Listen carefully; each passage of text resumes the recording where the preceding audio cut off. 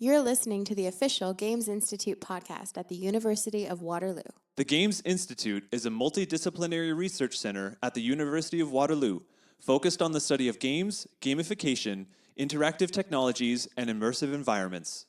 I'm one of your co-hosts, Marisa Benjamin, and I am the Research Communications Coordinator for the Games Institute. I am the other co-host for the Games Institute podcast. My name is Toben Racicot.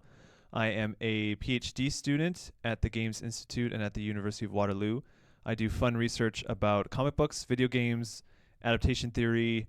I spend the majority of my time wishing I was playing D&D, and then the other half being canceled on when I should be playing D&D. So today we're going to get to know one another, and we have some questions that we're going to ask, and we're going to talk about a lot of games and why we play games and why we study games. Yeah, but first let's introduce them to the Games Institute in case they don't know about us already. Sure. So what's the Games Institute? The Games Institute is a multidisciplinary research center located at the University of Waterloo, and we mainly have graduate students and their supervisors, the professors that work with them. And everybody is doing some type of games research. So you actually are one of our students. Yes. So you just mentioned that you study D&D and other role-playing games. But some other students that you can meet on this podcast eventually are going to be studying things like virtual reality and video games. They might be looking at narrative theory or gender studies in video games. We actually have one student who's working with both 3D printing and virtual reality in video games. I didn't know that. Yeah, I was just reading his paper today. It's pretty interesting. Everybody's interesting to me, though, if I'm honest. So yeah, the Games Institute is really a space where people can get really creative with any type of games research. So the majority of this podcast will be inviting other students to come and talk about their interests and their research to spread the knowledge of the affordances that the Game Institute offers and kind of how it is a mixing pot of people from multiple discourses and disciplines that are all united through kind of the interest of games and games research. And then you'll also get to meet some of our other people on staff, including the director of the Games Institute, Neil Randall. He is going to join us eventually to talk about how the Games Institute started with the first ever Immerse Partnership Grant, or I guess I should say the largest. Right, the largest. The largest partnership grant of its kind from SSHRC. Called Immerse. So he's going to give us that story. Maybe we could just say that my role here is to take all of the research that the students do and blast it out to the world, which is the reason for this podcast.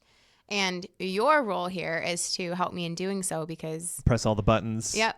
Press all the buttons. Help me talk to people. Because you're coming from like a video game interest and role-playing game interest, obviously. Yeah. But I'm more of a board games and card games type of person. So hopefully together we kind of cover all the bases, and whatever we don't cover, our guest will definitely know lots about it. Yeah. And the very, very last formality that we have is to establish that we absolutely refuse to ever define what is a game. So if you want us to do that, just give up. That's a different podcast. No, that's a different podcast. Exactly. So maybe I will lob you an easy one to start off with.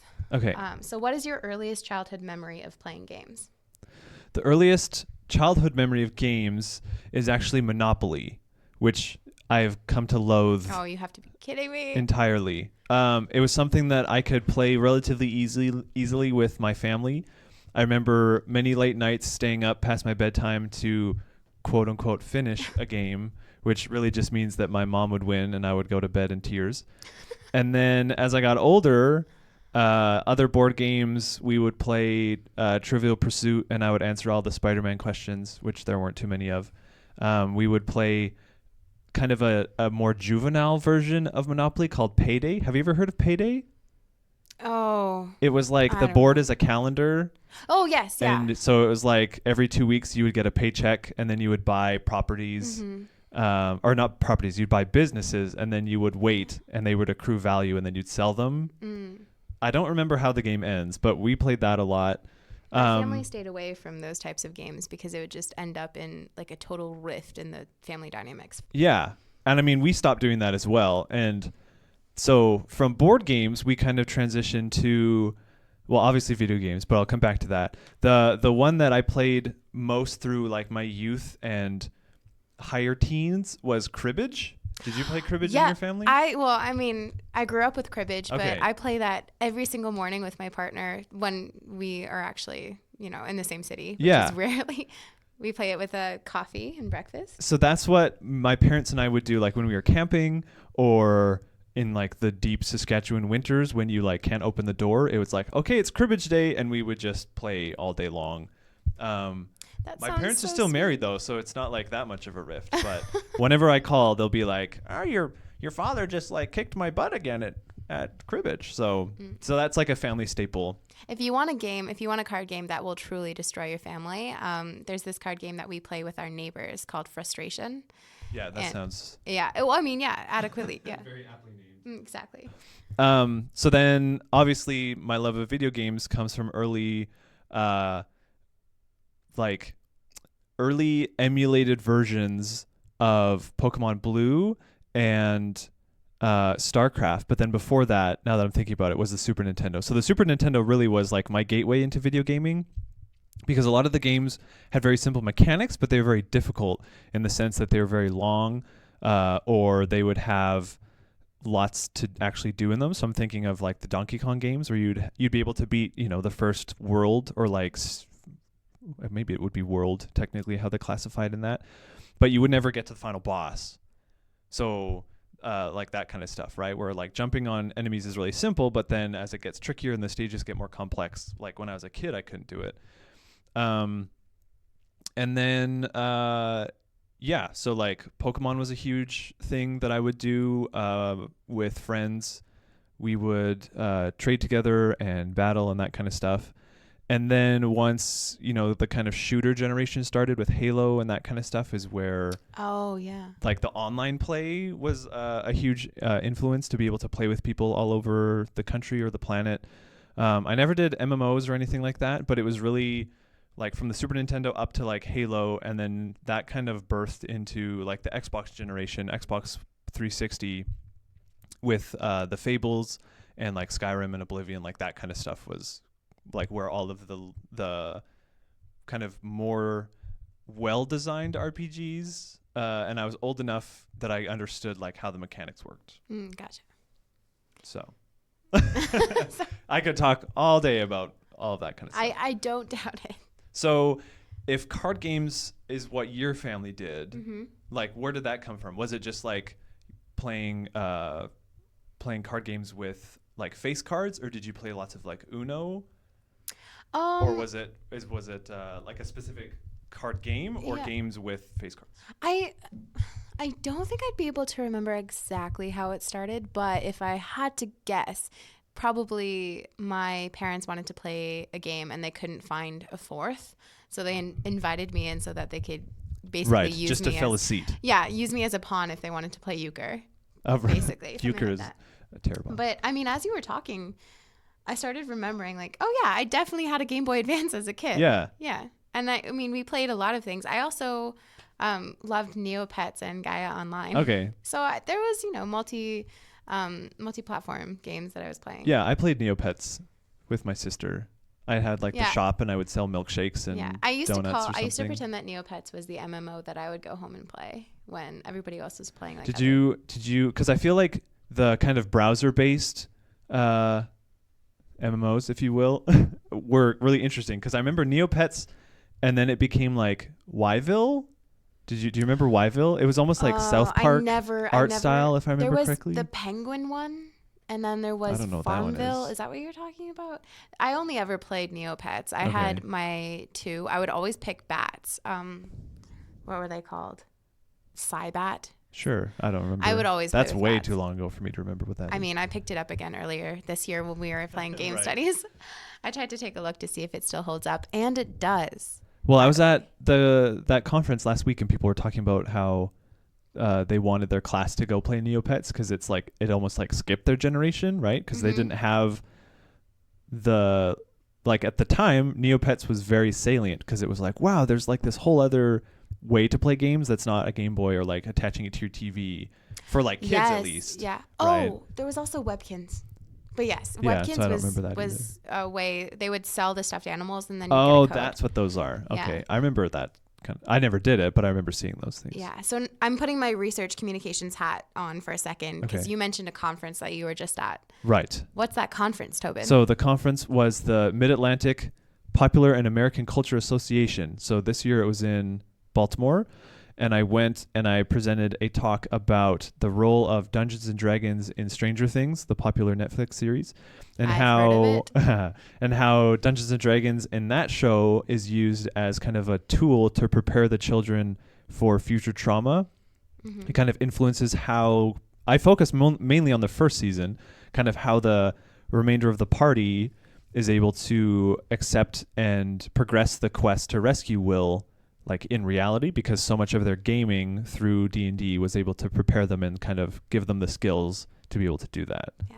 And just so everybody listening knows, Toben is my dungeon master for the Yes. current campaign. 2 campaigns that I'm playing. Yeah. We have 2 running, and in one I play a half tiefling, half elf named Bo, and Toben takes us on some crazy adventures to try and stop this overlord Grail from returning to Earth and destroying everyone. That's right. And then in the other one, I play a character named Octobrus. She's a warlock, Elf drow? drow, dark Yeah, elf. Yeah, drow. that's what it is. Yeah. So is this what you're studying in your PhD? Kind of. It's too early to say. But I mean, RPGs are really fascinating because you can put on different masks or hats or whatever you want to say. But I think a lot of what's going to end up in my PhD is going to be the connections between comics and video games, and kind of how there is a very like specific line from like comic fandom with like cosplay into adapting video games where you're able to kind of role play a different way. Yeah. Right. So like the kind of personifying a hero is very popular in the comic fandom. And so now we're getting these video games that are very good representations of the media, or not the medium per se, but like the characters and the stories and the worlds in the comics. So that's probably going to be more so, but I mean, you can't really ignore the influence of D&D in any RPG because of how foundational it is to everything. Yeah. Yeah. I mean, is there a D&D comic? Yes. Okay. Because if there wasn't one, then we would absolutely have to make that. So there was Pathfinder. It was early 2010-ish, I want to say, maybe. And then the D&D comic, it's actually written by a Canadian, so that's why it's really cool. So they just finished their 3rd or 4th like series. The first one was kind of the traditional like Baldur's Gate story arc, and then they did one where they went to whatever the vampire place is. The vampire? I feel bad that I don't remember what it is. And then the last one, they went to like a frost giant area.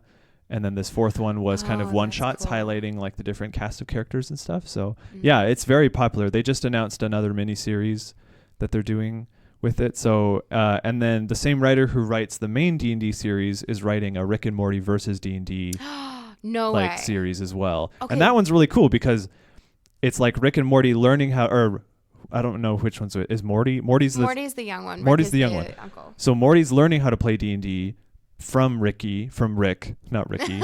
I don't know the show. Watch the show. And so it's kind of taking the audience on that same journey of like rediscovering it if they have played or discovering it if they haven't. But what I love about it is in the back of all the comics, you have the character sheets for the characters they're playing in the comic. So you could be That like, is I so want to cool. role play Morty role playing a rogue. Oh my and God, like, I would absolutely do that. they're his stats. So it's really cool how they can do that. Rick and Morty has a whole bunch of different games that you can buy, tabletop games. Yeah. And I have a couple that I've bought. The Ricks Must Be Crazy, and I'm also blanking on the other one, but they're amazing, and it's so cool to see like adaptations of a show turn into a tabletop game because most of the time it's turned into video games. Right. Well, you can do that. So I'm an Adventure Time fan, and they have Adventure Time Munchkin and Adventure Time Flux and like all of the kind of I'm an Adventure Time fan too. For / open source, kind of like Adventure Time Monopoly. Anything that you can put a property into, they have it. And it's really fascinating how like I hate Munchkin, but I'll play Adventure Time Munchkin because it's fun to role play as those characters in that setting. Like it feels really cool. It feels more realistic, right? Because Adventure Time, they just go on silly quests. So you're going and you're fighting whatever the penguins are called. Gunthers, right? Sounds right. Gunters? I don't maybe. remember how to say it. But do you think that you'll get into adaptation studies? Because if you're thinking about comic books and role-playing games, I would think that adaptation studies fits really well into that. Yeah, so that's my next semester's main hobby is going to be, because I was realizing like I've been kind of discussing it ever since my undergrad, but mainly focusing on Harry Potter, because lots of people would ask, like, you read the books and stuff, but you hate the movies or whatever. You hate the movies? Oh, I despise the movies. They're terrible. Okay, we can circle back to that, maybe offline. But then a few days ago, when we were talking about Scott Pilgrim, Yeah. I realized You're just hitting all my favorite things. we were realizing, like, you have a perfect example of kind of the trifecta where it started with graphic novels, because I wouldn't necessarily call this comics. Then the movie came, and then because of the movie, they made a video game. And each one... Wait, a video game? Yeah. It's like a side-scroller, like, beat 'em up, kind of like you'd play in an arcade back in, like, the 90s. Okay, yeah, I think I've heard of that. Yeah. And I was like, how come I haven't been doing more research into this? Because the comics are fantastic, the movie's fantastic, and if I remember the game, it's okay. I don't love that style of gameplay, but it's fun. So that I think is kind of a good starting place. But now, like, we have the Spider-Man game coming out, which is a really good, like, it's not based off of a movie, which I think is fantastic. And it's not, so because it's not tied to a movie, you have more connections to all the comics, and besides just the suits and stuff. But then I was making a list yesterday, and like you have the Witcher series, which is now coming to Netflix. So you're going to have the triangle again. We actually have a Witcher scholar at the Games Institute, by the way. We do? Yeah. Who? Pam. She's an incoming English student. Oh, sweet. I need She to wrote talk to She her. wrote a whole article about it. Perfect. I'm just plugging our students all the time. So The Witcher, you have the Dark Souls series, which, I mean, it's a video game, but it's a comic, and then they started doing board games and card games. And then you have Bloodborne, which is comics, board games, or card game, and video game. And, you know, Batman, like, all that stuff is all there. So I think that's going to be the main interest for a while. Yeah, I think that could be really cool because you don't necessarily know what it could give you, what it could tell you about your research. Right. And because I'm not a student that has, like, I study, like, this period of time or this kind of, like, critical lens, I think adaptation theory is going to be the one that I stick with because it covers all the main kind of entertainment modes that I ingest. Yeah, So. that makes sense. All right. Cool.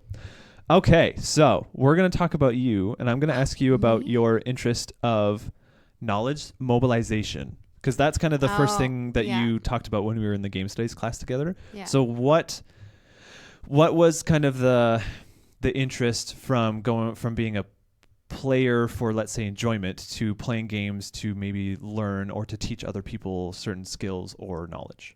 Oh, I mean, I don't necessarily think that the gaming thing is so directly embedded in my answer about knowledge mobilization overall. I think mainly the game medium is kind of a tool for knowledge mobilization.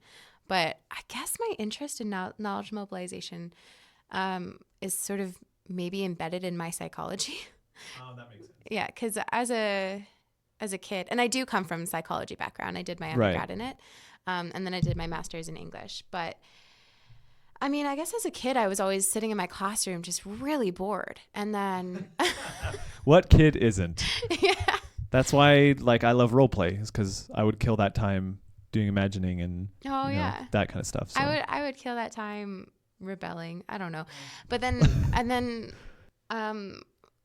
think it was probably as soon as I graduated high school, maybe going into university, taking classes with professors who were really passionate. They just kind of bled passion about what they were teaching. And then I also had the flexibility to take courses like the psychology of evil, which is just interesting because it exists. Right. And it's everywhere. And I started realizing, hey, learning is really fun.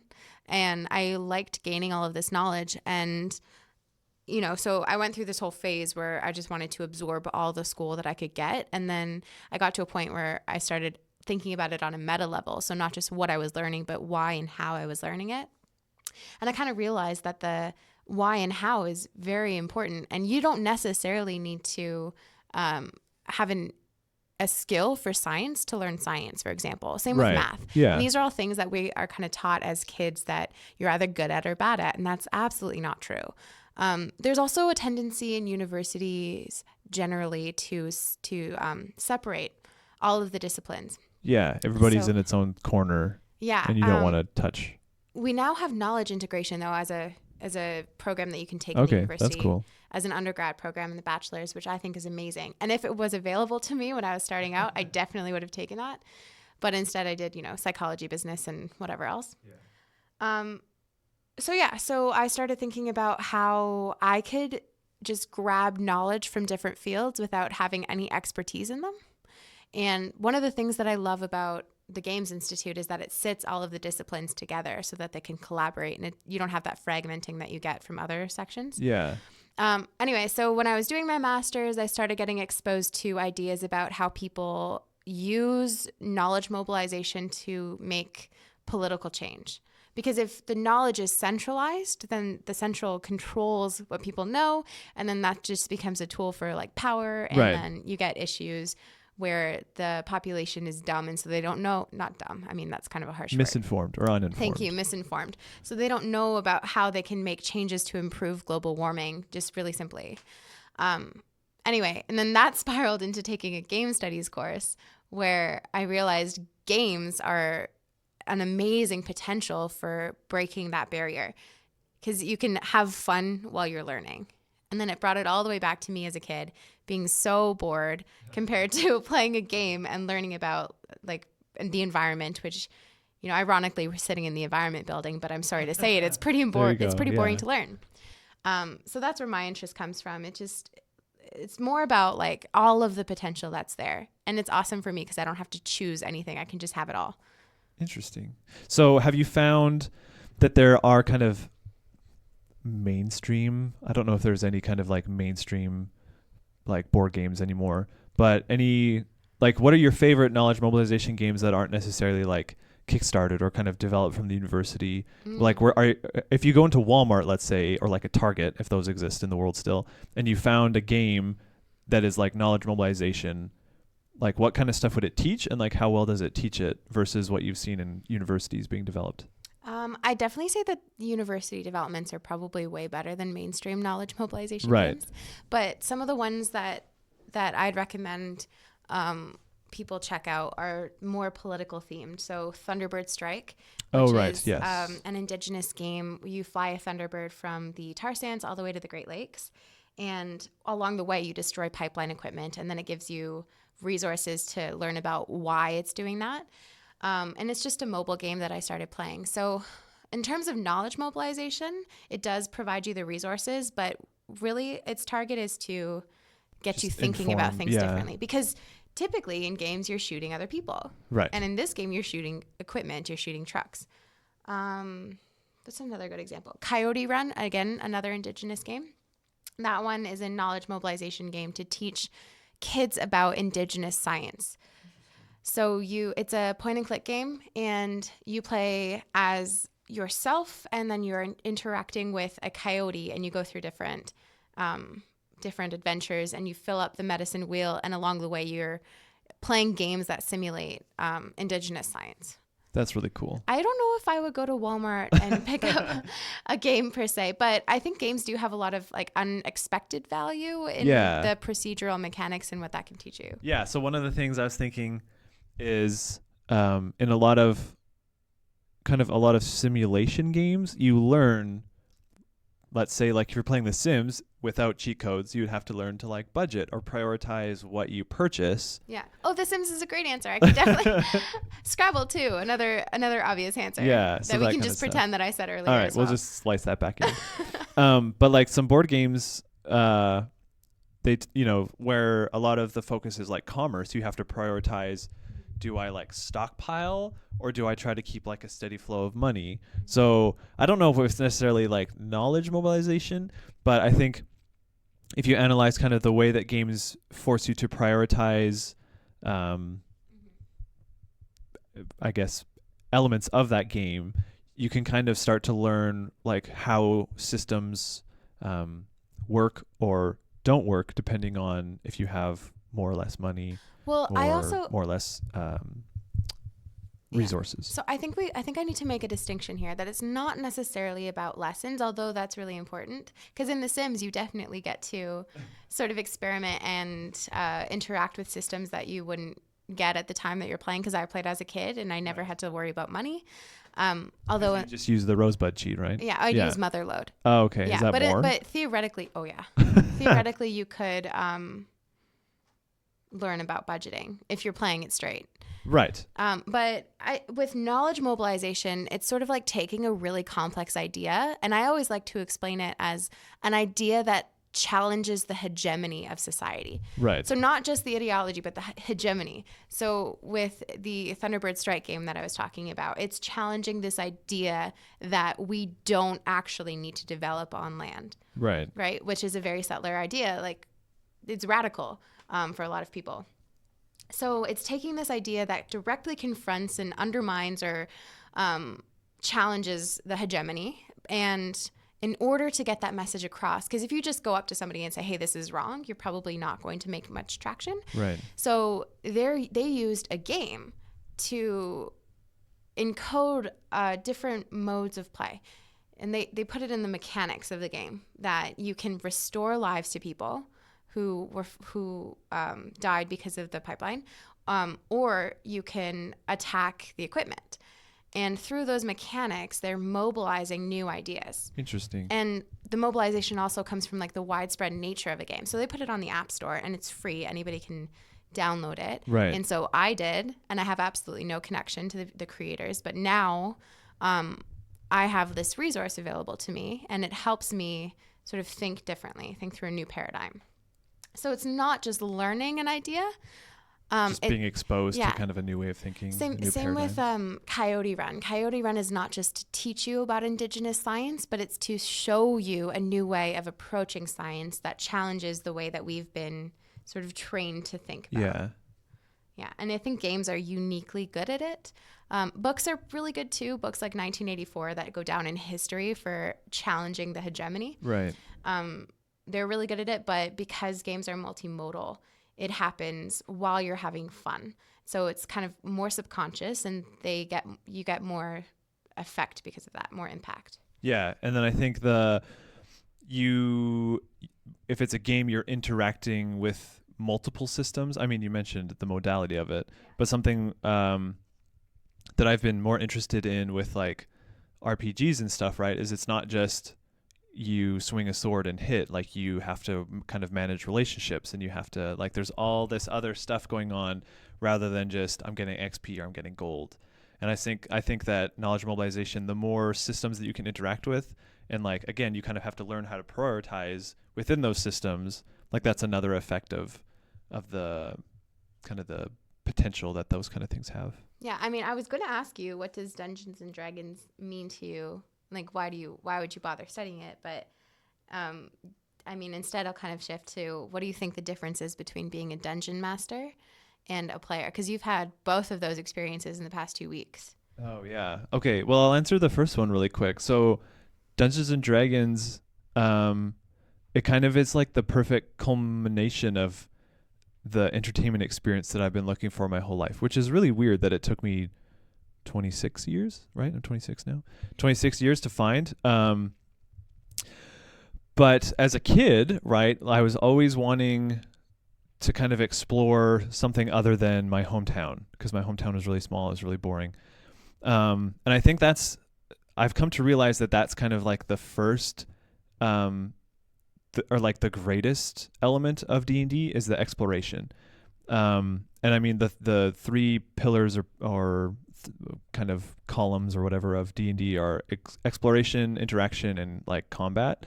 So the combat's really fun, but I think just exploring a new space is really fascinating. And what's most interesting about being a DM, let's say, is that I get to construct those spaces and then other people can explore them with me. I think is really fascinating. So it's one of the few ways, right? Because I'm not a game developer, I'm not an artist. So I can't necessarily depict what I see in my head other than just through words or through like informing somebody about it. So speaking it, I guess. So as you say you're not an artist? not an illustrator. You're a graphic designer. Nah, it's not the same thing. Okay. Not in my opinion. So as a DM and with the campaign that I DM with you, it's a world that I've been interested in for 6 years, and so now we finally get to explore it.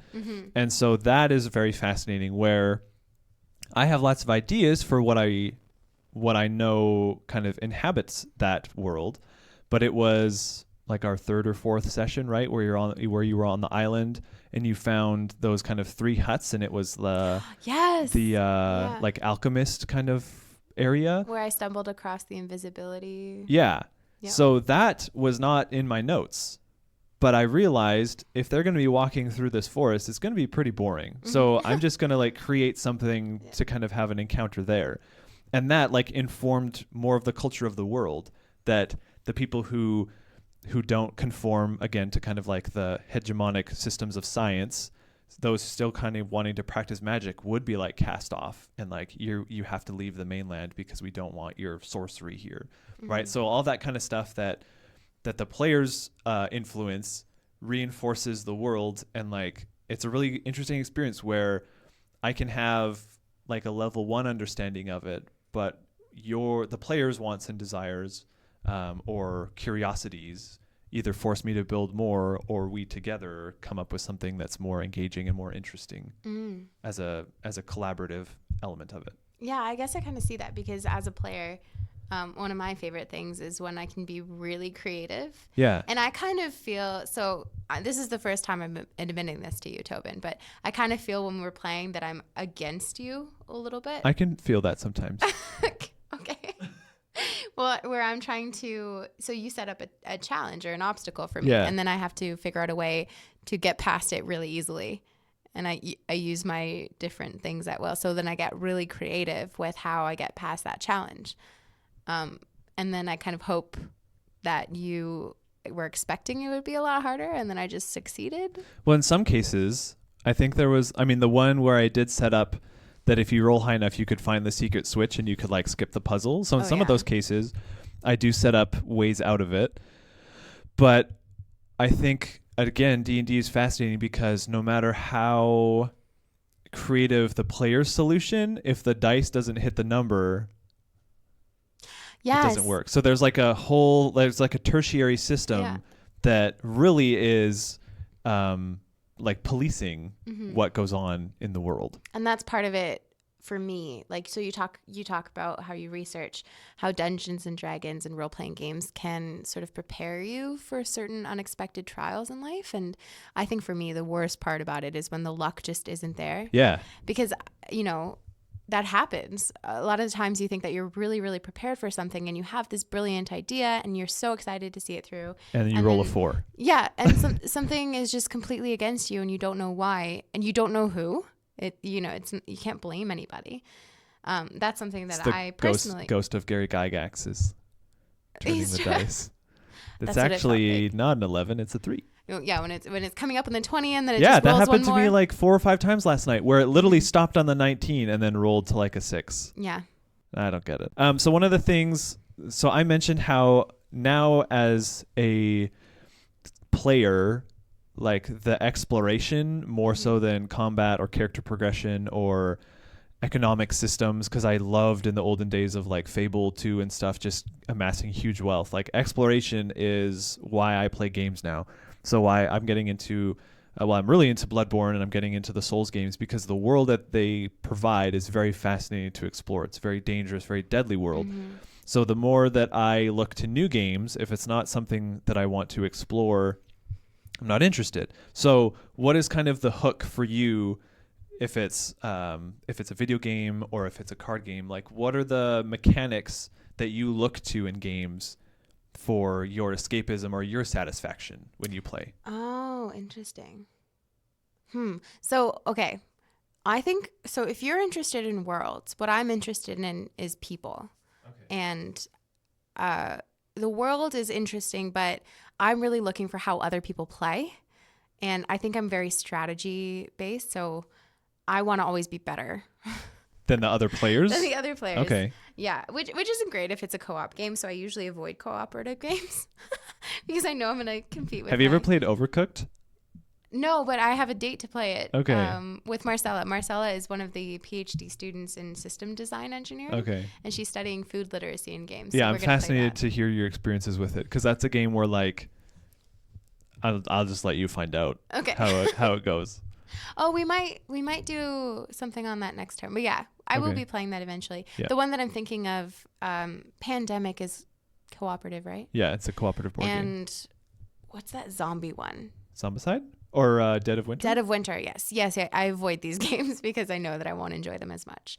But I play those and then I still try and compete with people I'm playing with. Like to race them? Well, to because you can somewhere? still win if somebody dies. Yeah. So then I'm trying to be the Oh, only I get it. survivor. Okay, that's really sadistic. Oh, absolutely. But yeah, that's what I'm really curious about with games is like the strategy, but I have to feel as if I have won. And winning with other people doesn't feel as good for me. There's a lot of psychology I was behind going to this. say, yeah, you probably would be more aware of what's going on then. Yeah.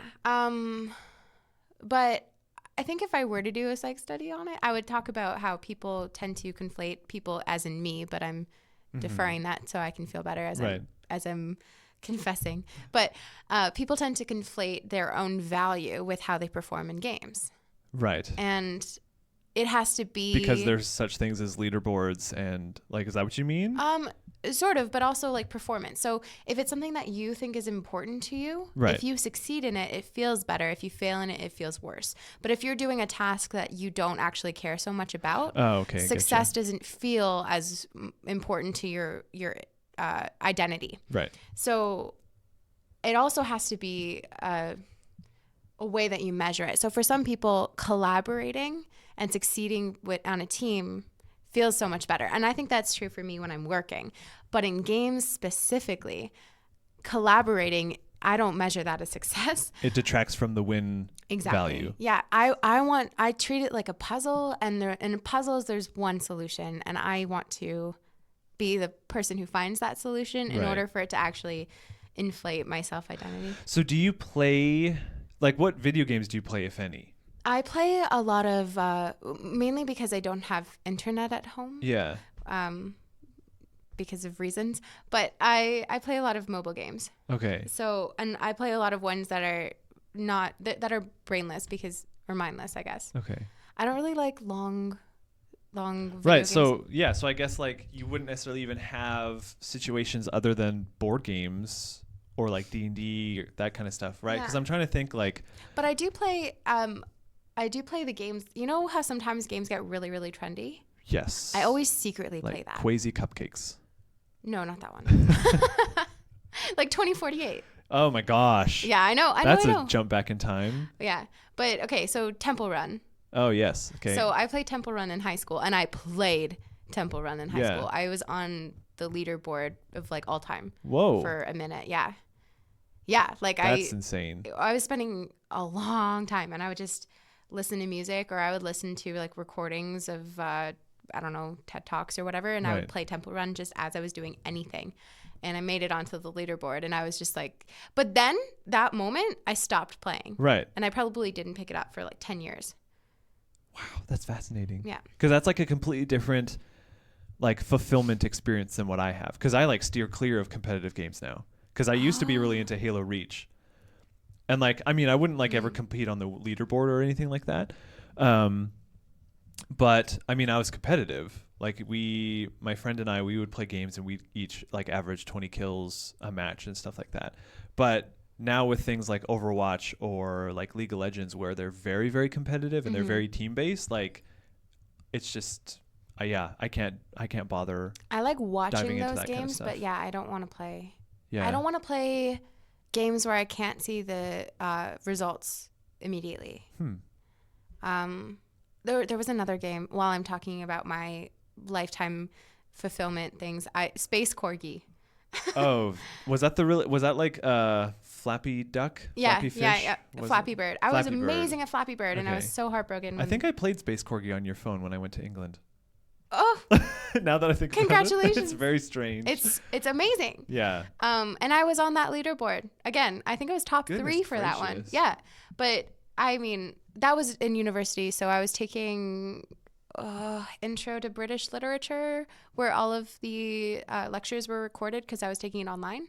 So I'd be listening to Chaucer, or somebody talk about Chaucer, and I'd be Yeah. playing Space Corgi, and then I made it top 3 of all time. Goodness gracious. Yeah. Well, how fitting then that I was able to bring it to England and play it. Okay, so let's talk about the future then. So as somebody who's interested in knowledge mobilization, who's currently working at the Games Institute, do you foresee a career in games? Is this a stepping stone? Like, how does your passion inform your future hopes?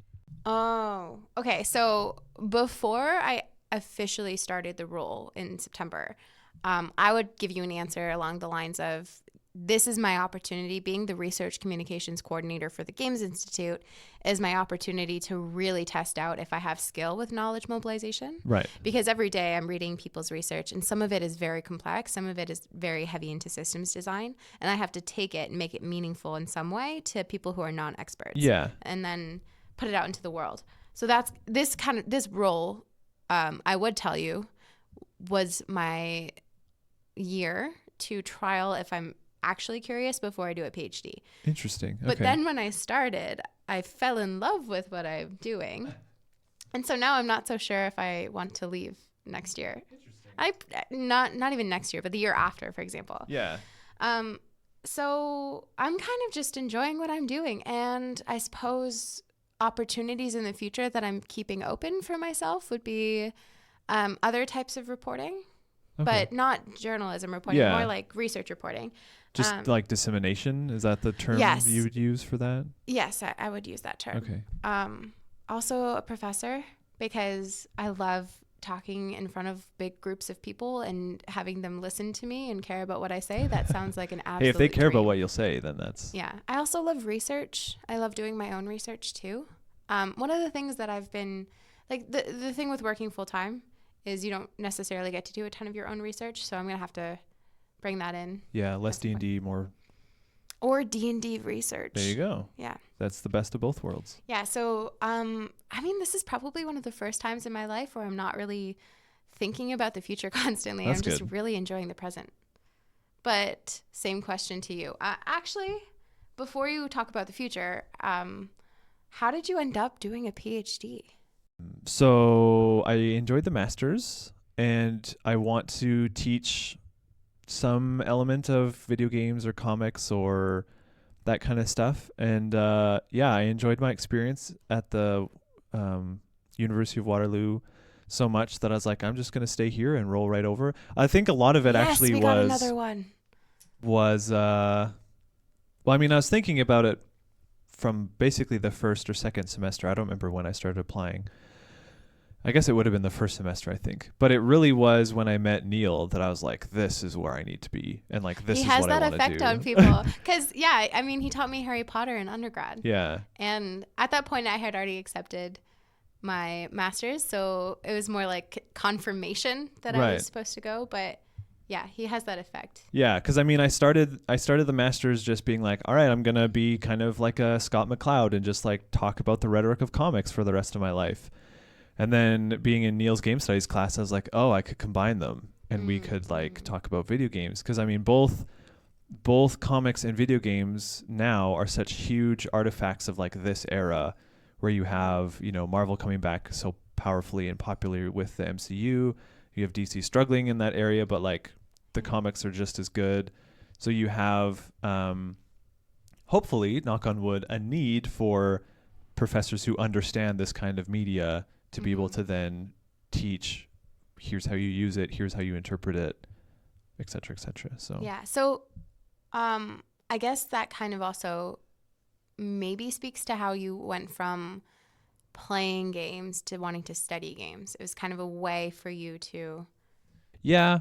It's different than what happened with my comic career, where I went from reading to wanting to create them. Like, I have no interest in creating games, but I have interest in understanding games, let's say, where looking at them as artifacts for study and for just straight entertainment is really fascinating, but the desire to like contribute more than just like analysis, let's say, doesn't really exist.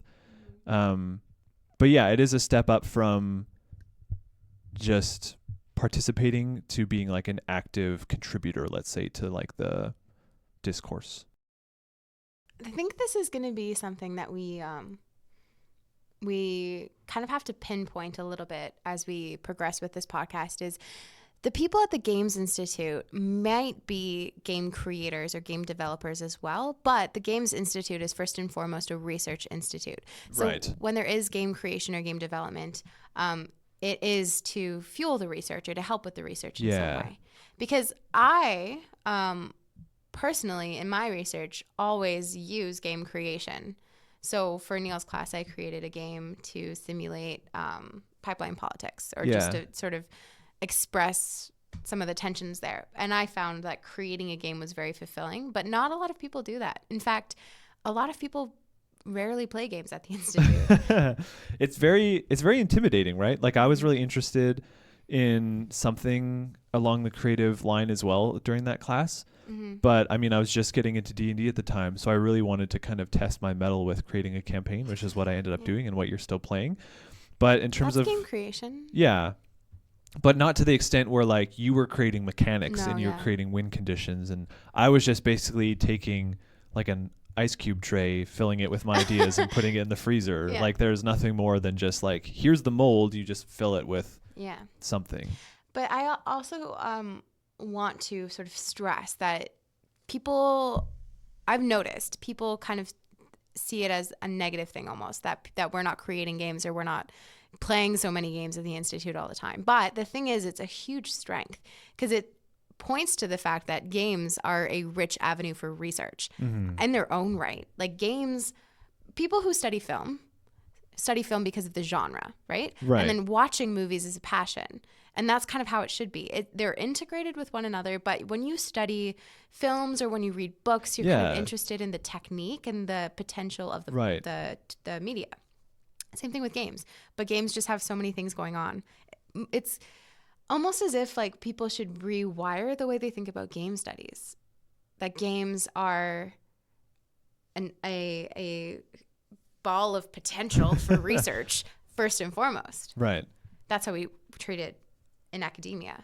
Right. Let's do top 3 games and then we'll talk about the future of this podcast. Dungeons and Dragons is definitely one for me. We play a lot of D&D. Yeah, and how can it not be? Like, it's just such a good game. I play a lot of Jackbox games with my family. So my little sister, who's 9, she plays with us, and she has the most outrageously funny answers. A huge part of the experience of that is, if we're in a room and I've got a friend there and my parents and my little sister, and then a really inappropriate question comes up, it's gauging the reactions too. So that definitely makes my list. Oh my gosh, a third game, that would be at the top. I mean, let's say this one could be from anywhere. Why don't you give me your 3 so that I can buy myself a little bit of time? Okay. Think about a really awesome third one. So right now, Bloodborne is definitely in there. I play a lot of Bloodborne. I'm getting back into Pokemon. So play Pokemon Go? No, I never played Pokemon Go. I don't have a cell phone. I don't play Pokemon Go. I'm actually streaming on my Twitch a ROM hack of Pokemon Leaf Green, Fire Red, but made to be Pokemon Gold, which was my favorite Pokemon game. You just said a bunch of words, and I'm not appreciating them, but I hope that somebody out there appreciates what you just said. So, Pokemon Fire Red and Leaf Green were remakes of Red and Blue for the original Game Boy, but they remade them to be on the Game Boy Advance. Okay. I'm nodding. Okay. So I'm getting back into that because that's another fascinating game of like priorities, right? Because right off the bat, you're forced to pick. Do you want water, fire, or leaf as a priority? And I always pick water. Always. Like, regardless of what happens. So, that's fascinating. I like water. I don't want to say D&D because I don't play as the way that I feel like players would play. Oh. Wait, I have some more if you need time. Yeah. I might just do an all-time favorite. What? All-time favorite game? Halo Reach. Oh. Yeah. I like Halo. I do. Halo Reach, though, like... the campaign was fascinating. I actually like cried during it because it was like crazy emotional. And the multiplayer, I spent probably my whole 19th year being alive playing that. And it was like that. Halo Reach like defined my like post high school life, where it was like just getting into like, you know, working full time and like that kind of adjustment. Like that was the thing that I came back to. I think that's definitely, there's something to be said about that. How games or any type of book, what that type of thing, media, is very embedded in the moment. Yeah. So Neopets. Yeah. Neopets. You talk about Neopets and I'm like taken back to grade 2. Yeah. Like on my old Mac computer, like fighting with my sister to get on there. Yeah. I was actually The Sims. Oh my gosh, The Sims. Yes, and Roller Coaster Tycoon. Yeah, all of that kind of stuff. Yeah. Layers of Fear I played this summer and that was really good. These are all my honorable mentions. But no actual third place. No, there is a third place one. There has to be. Lord of the Rings, The Confrontation was really good. So instead of just me sitting here name dropping people casually, we can have them sit with us and talk about their research themselves. So one of the main reasons for starting this podcast, probably the main reason for starting this podcast, is what I find happens a lot in academia is people have this research, these great ideas that go into their research, and then they do a study, find some results, and write a paper about it. Or if it's humanities, they do a lot of research and then write a paper about it and send it off. And then they have to trim down the word count so much and go and give the paper and talk for, 20 minutes about something that they've put hours and hours and hours of days time into. So you only ever get like the tiniest sliver of the research that they're doing. And a lot of the content that they have to take out in order to make the word count is probably where a lot of the interest is. So this podcast is an opportunity for people to sit down and talk about their research in an informal way to get out the ideas that don't fit into a very specific conference theme or a very specific journal theme. They freely chat about it, and then you also get to know them as a researcher and talk about their gaming interests the same way that Toben and I just sat down and talked about for a while.